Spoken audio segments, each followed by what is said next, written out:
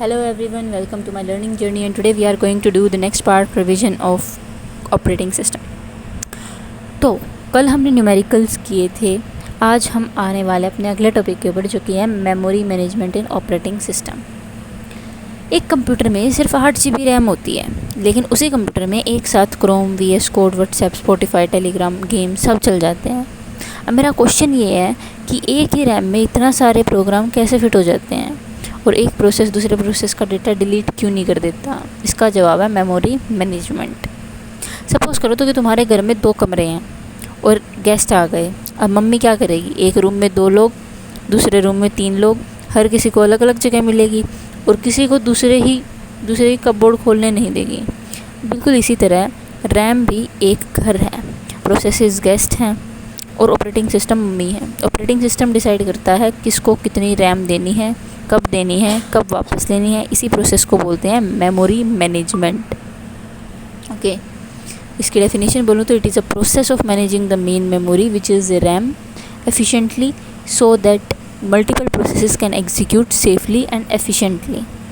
Simple words में बोलूँ तो ऑपरेटिंग सिस्टम रैम को मैनेज करता है। अब इसकी ज़रूरत क्या है मेमोरी मैनेजमेंट की? देखो, अगर ऑपरेटिंग सिस्टम मेमोरी मैनेजमेंट ही ना करे तो क्या होगा? मान लो कि रैम है 8 GB की, P1 ने बोला कि मुझे 4 GB दे दो, फिर P2 आया, वो कहेगा मुझे भी वही जगह चाहिए। ऑपरेटिंग सिस्टम दे देता। अब दोनों सेम मेमोरी यूज़ करेंगे तो रिज़ल्ट क्या आएगा? डेटा ओवरराइट होगा, क्रैश भी हो सकता है, करप्शन आ सकता है और हैक भी हो सकता है। इसीलिए मेमोरी मैनेजमेंट बहुत ज़रूरी है। और मल्टी प्रोग्रामिंग इन्वायरमेंट की बात करूं अगर मैं, तो ऑपरेटिंग सिस्टम नीचे बैठा है, उसके ऊपर है P1, P2, P3, सब रैम में लोडेड है। एक ही रैम में सब कैसे आएंगे?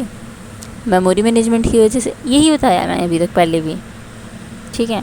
अब जैसे रैम है वो 1 GB की, ऑपरेटिंग सिस्टम 200 MB का है, रिमेनिंग कितनी है? 800 MB। अब प्रोसेस P1 आएगा 300 MB, P2 250 MB, P3 200 MB, कितना हुआ है? 500, 750। तो सब रैम में एक साथ आए हैं।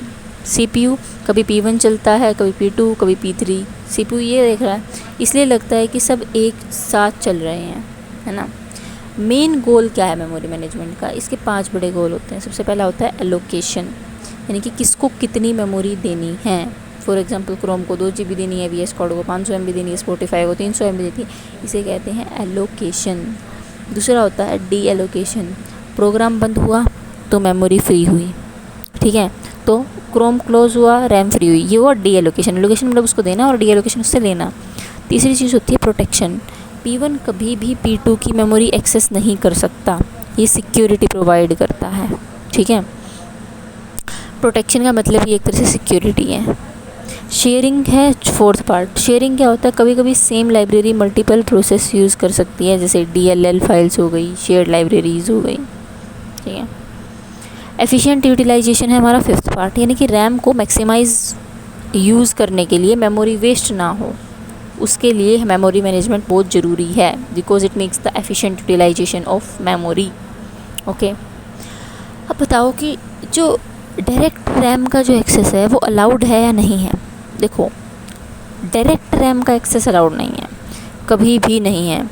क्या ना user directly access RAM? No, only operating system and memory management मैंने क्या बोल रही हूँ, मेमोरी मैनेजमेंट यूनिट कंट्रोल करते हैं मेमोरी को, उसके अलावा वो खुद से नहीं जाता। यूज़र कभी भी फिज़िकल रैम एक्सेस नहीं करता, समझ रहे हो।